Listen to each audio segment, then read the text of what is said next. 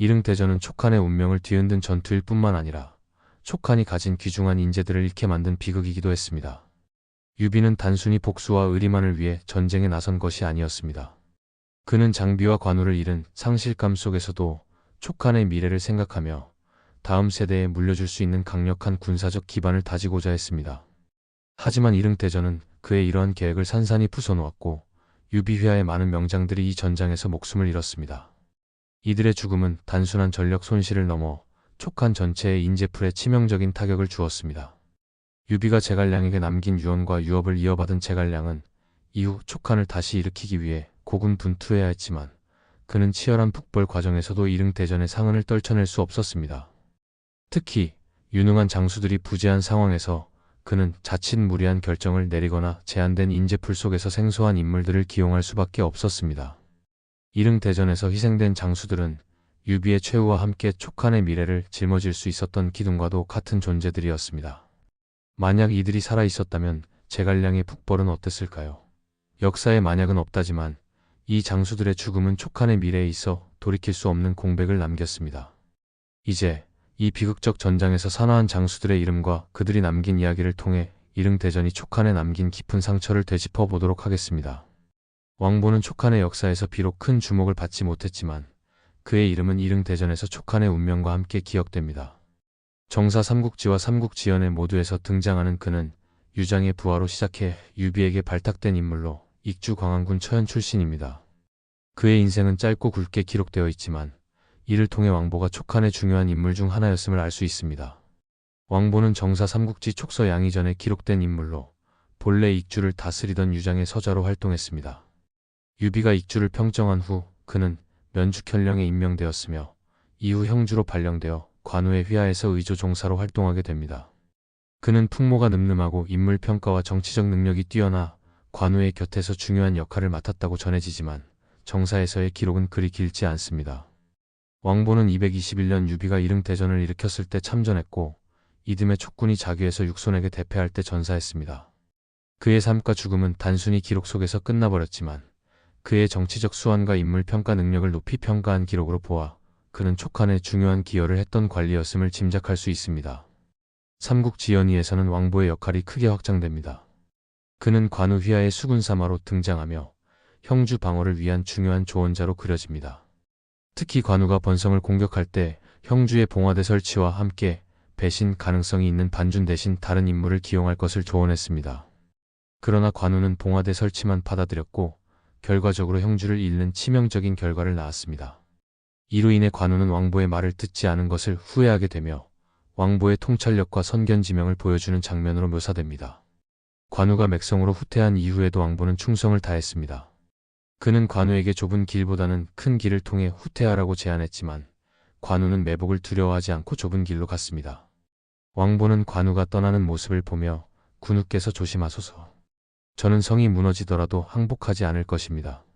라며 끝까지 충성을 다짐했지만 결국 관우의 패배 소식을 듣고 자결하며 그의 삶을 마감했습니다. 부융은 후한 말과 삼국시대 촉한의 충성스러운 신하로 그의 이름은 이릉대전의 비극 속에서 한나라를 위해 끝까지 싸운 충절의 상징으로 남아있습니다.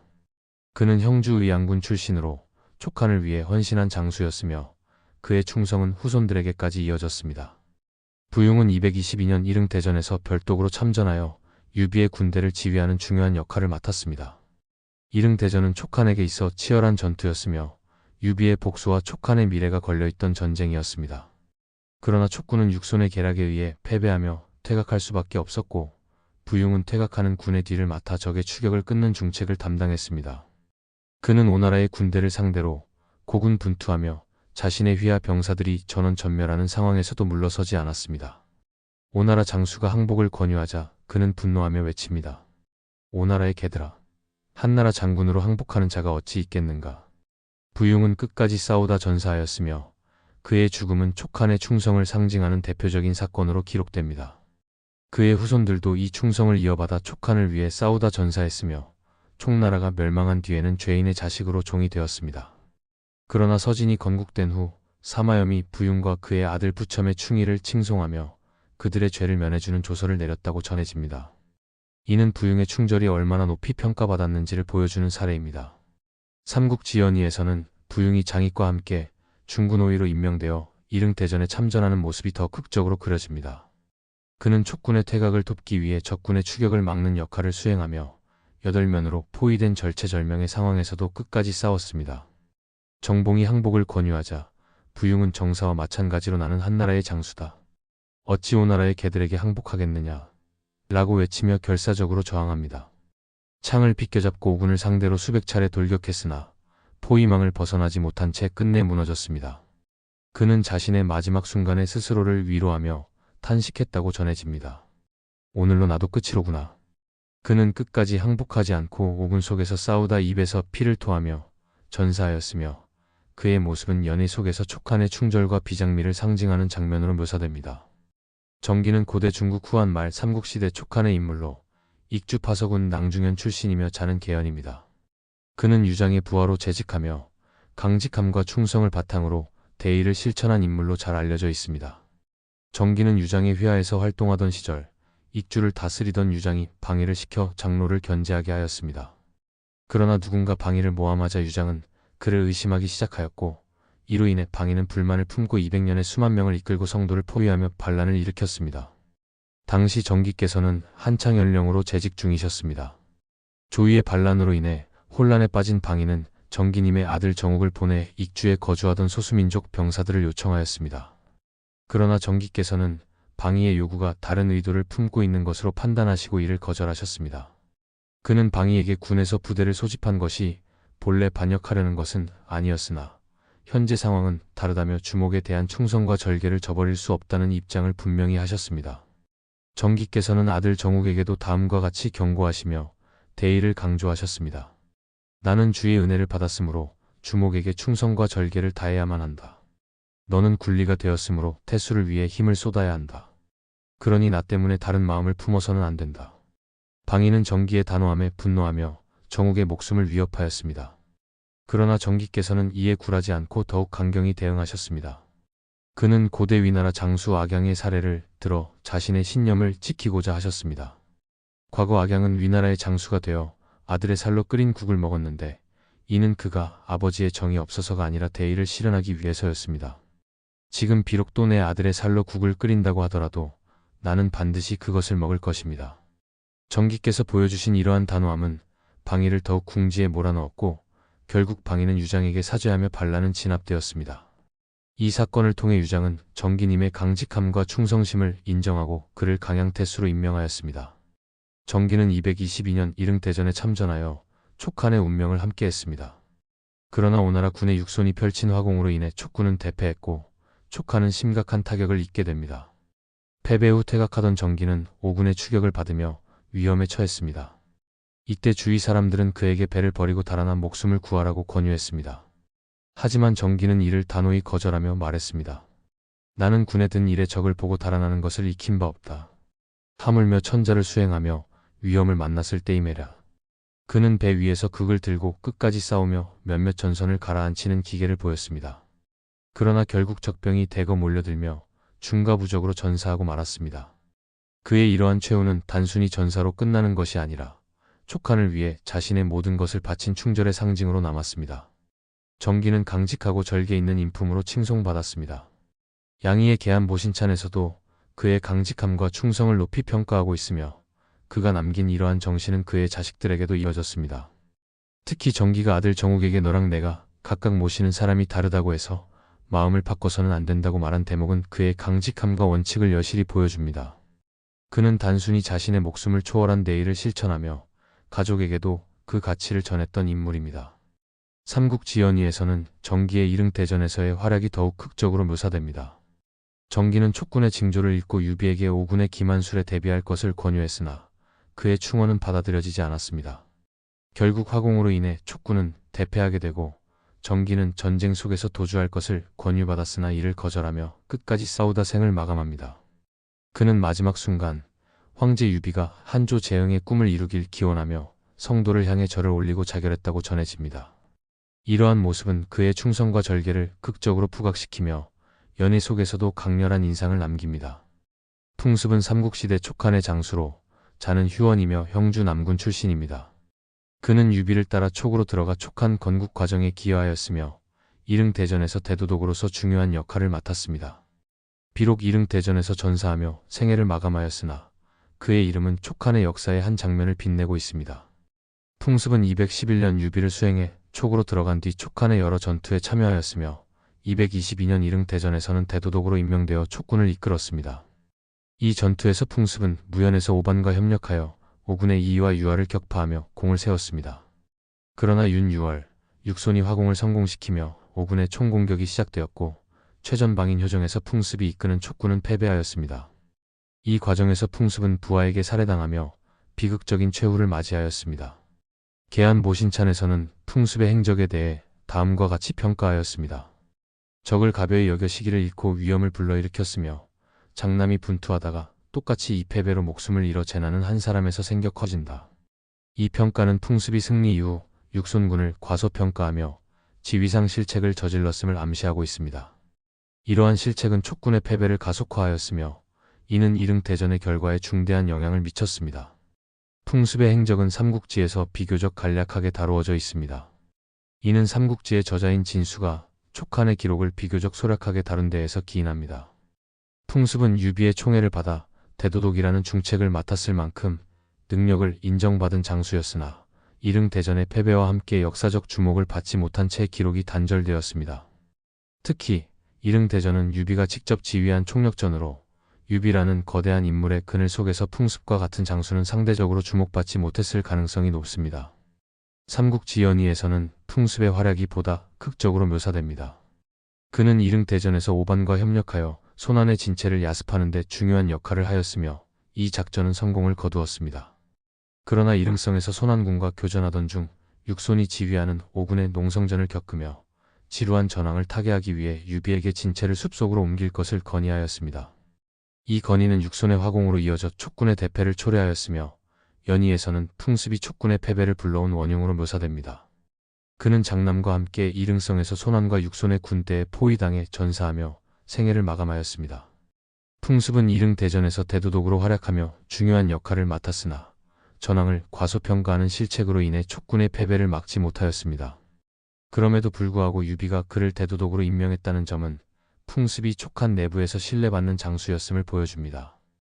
비록 그의 행적은 기록이 빈약하고 이릉대전의 패배와 함께 그 이름이 역사의 뒷전으로 밀려났으나 그는 촉한의 역사에서 빼놓을 수 없는 인물 중 하나로 남아 있습니다. 장남은 후한 말과 삼국시대 촉한의 장수로 자는 문진입니다. 그는 형주에서부터 유비를 수행하여 촉한 건국에 기여하였으며 211년 유비와 함께 촉으로 들어갔습니다. 병사를 이끌고 유비를 따라 오나라를 정벌하기 위해 출전했으며 222년 이릉대전에서 풍습과 함께 분투하다 전사하였습니다. 장남은 형주 출신으로 유비를 따르며 촉한 건국의 과정에서 활약하였고 222년 이릉대전에서는 전부독으로 임명되어 촉군의 선봉에서 싸웠습니다. 그는 풍습과 함께 손안의 군대를 격파하는 등 전장에서 중요한 역할을 했습니다. 그러나 윤 6월 육손이 화공을 성공시키며 오군의 총공격이 시작되자 촉군은 효정에서 크게 패하였습니다. 장남은 이 전투에서 풍습과 함께 끝까지 싸웠으나 중가부적으로 전사하고 말았습니다. 삼국지의 기록은 간략하지만 그는 이릉대전에서 손안과 같은 강적을 무찌를 정도로 뛰어난 무장이었음을 알 수 있습니다. 다만 이릉대전에서의 패배로 인해 그의 공적은 크게 주목받지 못하며 역사 속에서 무장애의 정도로 취급되는 아쉬움을 남겼습니다. 삼국지연의에서는 장남의 활약이 보다 구체적으로 묘사됩니다. 그는 풍습과 함께 이릉대전에 참전하며 촉군의 작전을 주도적으로 제안하였습니다. 손안과 주연의 군대가 수세에 몰리자 장남은 오반과 함께 손안의 진체를 야습할 것을 건의하였습니다. 오반이 주연의 지원군이 도착할 경우 위험을 우려하자 장남은 주연군과 손안군 사이의 장포와 관흥을 매복시킬 것을 제안하여 이 야습 작전이 성공하도록 하였습니다. 이후 손안이 이릉성으로 퇴각하여 농성하자 장남은 풍습과 함께 이릉성을 공격하는 임무를 맡았습니다. 그러나 육손이 지휘하는 오군의 화공에 당하면서 촉군은 대패하였고 장남은 유비를 구원하려 하였으나 결국 풍습과 함께 육손의 본대와 손안군에게 포위당해 전사하였습니다. 마량은 후한 말과 삼국시대 촉한의 문관으로 자는 개상이며 형주 양양군 의성현 출신입니다. 흰 눈썹을 가지고 있어 고사성어 백미의 주인공이 되었으며 형주의 명사로 이름을 날렸습니다. 그는 뛰어난 재능과 성실함으로 촉한의 내정과 외교에 기여했으며 제갈량과의 깊은 친분으로도 잘 알려져 있습니다. 마속의 형으로도 유명하며 이릉대전에서 유비를 지원하다가 군중에서 젊은 나이에 전사하였습니다. 마량은 형주에서 명성이 높았던 인물로 5 형제들 모두 재능이 있었지만 그중 으뜸으로 평가받았습니다. 흰 눈썹이라는 독특한 외모로 인해 백미라는 별칭이 붙었으며 이는 후에 고사성어로 사용되기도 했습니다. 척벽대전 이후 유비가 형주와 사군을 점령하였을 때 초빙되어 유비를 섬기게 되었습니다. 그는 제갈량과 매우 친밀한 관계였으며 제갈량을 존영이라 부를 정도로 돈독한 사이였습니다. 배송진은 이 둘이 결의 형제 관계였을 가능성을 제기하였지만 이는 단순히 서로 친밀한 관계를 표현한 것일 가능성도 있습니다. 내정과 외교에 능했던 마량은 유비가 입촉한 후 형주에 남아 관우를 보좌하다가 이후 유비에 의해 좌장군연으로 발탁되었습니다. 그는 외교적 재능을 발휘해 오나라의 사신으로 가는 등 중요한 임무를 수행했으며 유비가 칭제하였을 때는 시중에 임명되었습니다. 유비가 오나라를 정벌할 때 마량은 무릉 지역의 만족을 설득하여 촉한의 지원군으로 삼는 중요한 임무를 맡았습니다.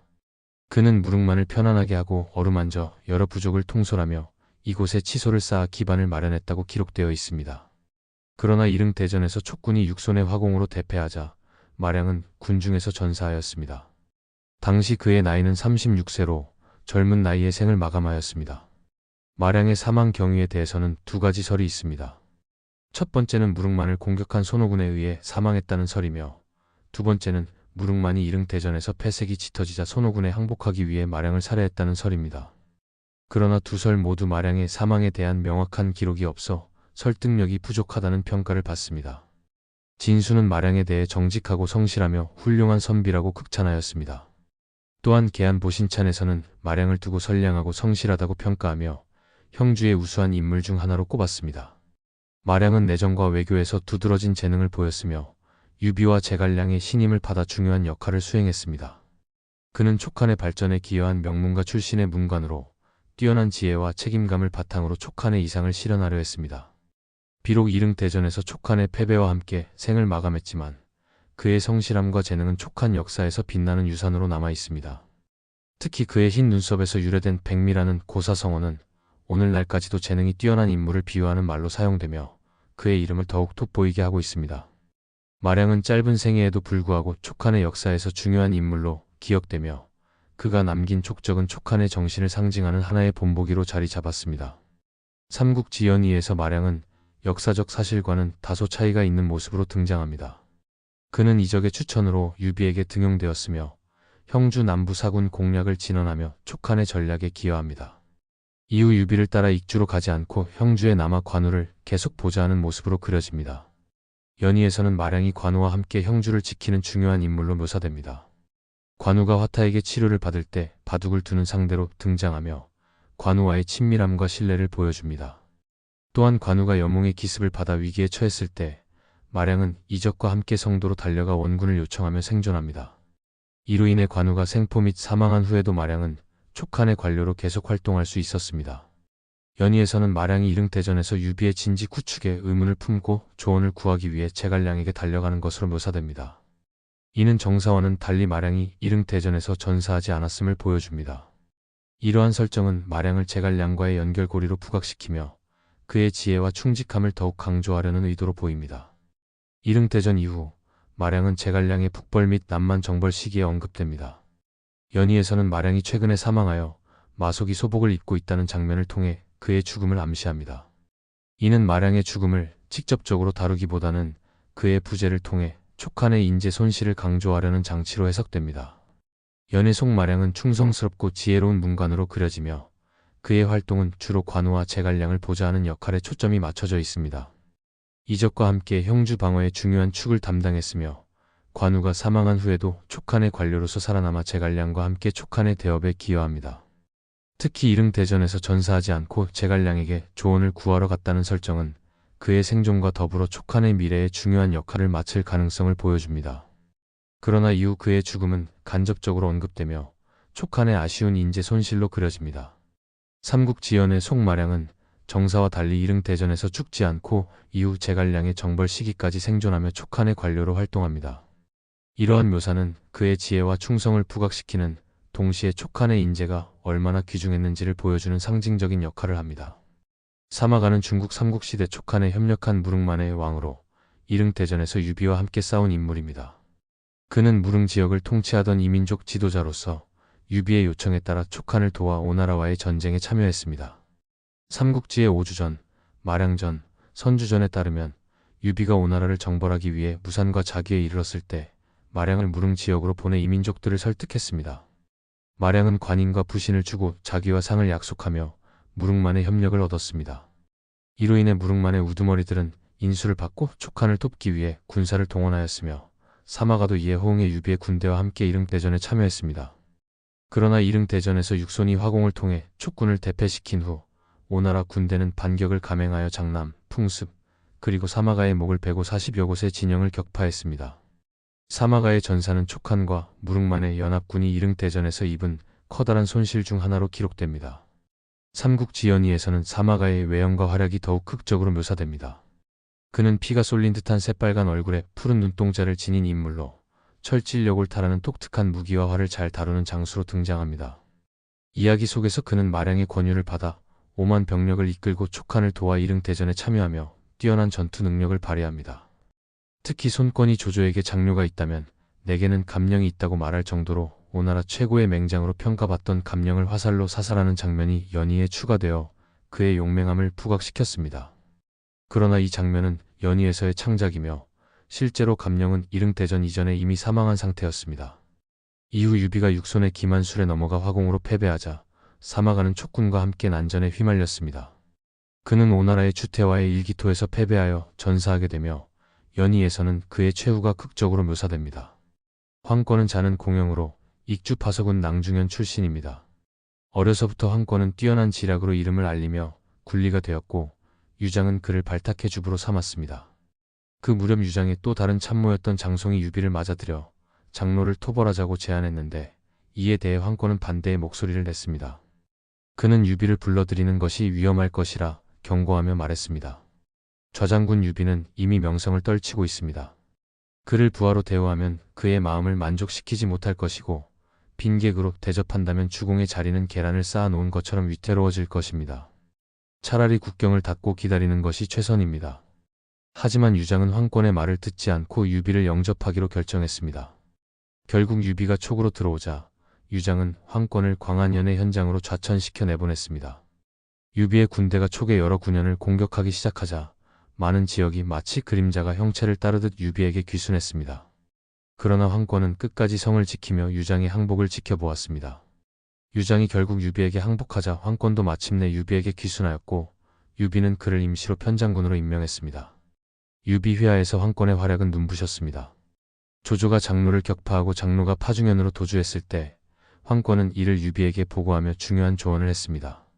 만일 한중을 잃게 된다면 삼파의 힘이 약해지고 이는 곧 촉군의 수족을 자르는 것입니다.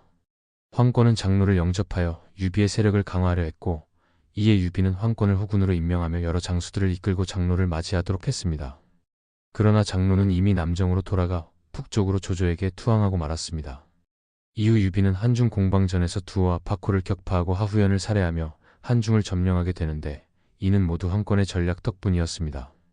한중을 차지한 후 유비는 한중왕이 되었고 익주목을 겸임하면서 황권을 치중 종사로 임명했습니다.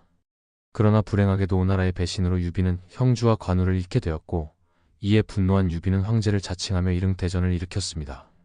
이때 황권은 다시 한번 유비에게 간언을 올렸습니다. 오나라는 용맹하고 전투에 능합니다. 촉의 수군은 물의 흐름을 따라 움직이기에 전진은 쉬워도 후퇴는 어렵습니다. 제가 먼저 가서 적의 허실을 살피겠으니 폐하께서는 뒤에서 지키시기를 청합니다. 황권은 자신이 앞장서겠다고 건의했지만 유비는 이를 받아들이지 않았습니다. 대신 유비는 황권을 진북 장군으로 임명하며 장강 이북에서 위나라를 견제하고 막도록 했고 자신은 장강 이남으로 향했습니다. 이러한 황권의 지혜와 충언은 유비에게 큰 도움이 되었으나 때로는 받아들여지지 않기도 했습니다. 그는 언제나 최선의 선택을 조언하며 나라를 위해 헌신했던 인물이었습니다. 이릉대전에서 유비와 촉군이 오나라의 명장 육손에게 큰 패배를 당할 때 상황은 급격히 악화되었습니다. 육손은 촉군을 물의 흐름에 따라 기습적으로 포위하며 화공을 사용했고 이에 유비의 군대는 크게 패하고 퇴각할 수밖에 없었습니다. 그러나 이 과정에서 황권은 예상치 못한 어려움에 봉착하게 됩니다. 유비가 패배하고 물러난 후 황권은 장강 이북에서 고립되고 말았습니다. 촉으로 돌아갈 길이 막힌 상황에서 지원군이 올 가능성도 사라지자 황권은 오와 위나라 사이에서 난감한 위치에 놓이게 되었습니다. 결국 그는 더 이상 선택지가 없다고 판단하여 자신이 이끌던 장수들을 데리고 조의로 투항하기로 결심했습니다. 이때 황권과 함께 투항한 이들은 무려 318명에 달했으며 그 중에는 형주의 핵심 인물로 남군태수가 될 사압도 포함되어 있었습니다. 투항 이후 이들 중 42명은 열후에 봉해졌고 100명 정도는 장군이나 낭장이 되는 등 조위에서 중용되었습니다. 황권의 투항 소식이 촉으로 전해지자 당시의 법대로라면 반역자의 가족은 처벌을 받아야 했습니다. 담당 관리가 황권의 처자식을 체포해야 한다고 보고하자 유비는 놀라운 반응을 보였습니다. 그는 단호하게 말했습니다. 황권이 나를 배신한 것이 아니라 내가 황권을 배신한 셈이다. 유비는 황권의 처지를 이해하고 그의 가족을 보호하며 이전과 같은 대우를 해주었습니다. 유비의 이 말은 그가 황권의 충성을 인정하고 전쟁의 가혹한 현실을 깊이 이해하고 있었다는 것을 보여줍니다. 황권의 투항은 어쩔 수 없는 선택이었지만 유비는 끝까지 그를 비난하지 않고 오히려 자신의 책임을 강조했습니다. 이는 유비의 인품과 황권의 충성심이 동시에 드러나는 순간이었습니다. 황권이 조의로 투항한 후 그는 조비의 궁정에서 새로운 삶을 시작하게 되었습니다. 조비는 황권에게 그대는 진평과 한신을 따르려는 것이냐 고 물었고 이에 황권은 겸손하게 대답했습니다. 저는 단지 패장일 뿐이며 감히 진평이나 한신을 따라 흠모할 수 있는 처지가 아닙니다. 저는 유주로부터 과분한 대우를 받았기에 오나라에 항복할 수 없었습니다. 그러나 촉으로 돌아갈 길이 없었기에 부득이하게 귀순한 것입니다. 전쟁에서 패배한 장수가 죽음을 면한 것만으로도 다행인데 어찌 고인을 따를 수 있겠습니까? 황권의 진솔한 대답에 감동한 조비는 그를 진남 장군으로 임명하고 육양으로 봉하며 시중의 관직까지 더해 주었습니다. 또한 조비는 황권에게 특별한 예우로 자신의 수레에 함께 탈 수 있도록 했습니다. 이는 조비가 황권의 인격과 능력을 얼마나 높이 평가했는지를 보여주는 장면이었습니다. 그런데 조의로 투항한 촉한의 다른 사람이 황권에게 그의 처자식이 처형되었다고 전했습니다. 하지만 황권은 그 말을 믿지 않았고 곧바로 상을 치르지 않았습니다. 황권은 유비와 제갈량의 성품과 그들 사이의 신뢰를 잘 알고 있었기 때문입니다. 한진춘추에 따르면 조비는 황권에게 발상을 명하였으나 황권은 답하기를 제게 선주와 제갈량은 서로를 진심으로 대하고 신뢰하는 사이였습니다. 제 진심을 그들도 명확히 알고 있기에 의혹이 사실이 아닐 것입니다. 청컨대 자세히 들은 후에 발상하겠습니다. 라고 하였습니다. 후에 황권은 유비가 그의 가족을 보호하고 있다는 사실을 확인하게 되었고 이는 황권이 말한 대로였습니다. 이러한 일화는 황권이 끝까지 유비와 제갈량의 신의를 의심하지 않았으며 그 역시 신뢰받을 만한 인물이었음을 보여줍니다. 유비가 세상을 떠났다는 소식이 조의에 전해졌을 때 대부분의 신하들은 기뻐했지만 황권만은 달랐습니다. 그의 얼굴에는 슬픔이 가득했고 이를 본 조비는 황권의 깊은 도량을 알아보았습니다. 조비는 황권을 시험해보고자 그의 부하들을 놀래킬 계획을 세웠습니다. 그는 황권에게 출두하라는 칙명을 내리고 황권이 도착하기 전에 계속해서 재촉하는 사자를 보냈습니다.